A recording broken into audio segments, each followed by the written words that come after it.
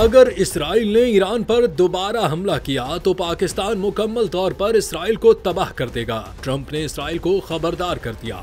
अमरीकी सदर के बयान की वीडियो वायरल। हकीकत क्या है, आइए जानते हैं। सोशल मीडिया पर इन दिनों एक वीडियो तेजी से वायरल हो रही है। अमरीकी सदर डोनाल्ड ट्रंप को ये कहते दिखाया गया है कि अगर इसराइल ने ईरान पर दोबारा हमला किया तो पाकिस्तान इसराइल को मुकम्मल तबाह कर देगा। वीडियो में दावा किया गया है कि पाकिस्तान ने अमेरिका को भी धमकी दी है और वजीर दिफा ख्वाजा आसिफ ने सख्त रद्द-ए-अमल दिया है।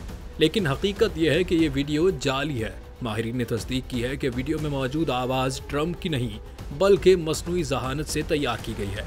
वीडियो में ट्रंप के होंठों की हरकत और आवाज मुताबिकत नहीं रखती और वाज़े विजुअल गड़बड़ देखी जा सकती है।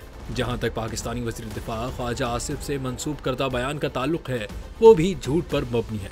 ख्वाजा आसिफ ने कौमी असम्बली के इजलास में ईरान से मुताल्लिक इजहार यकजहती जरूर किया, लेकिन ऐसा कोई धमकी आमेज बयान नहीं दिया था।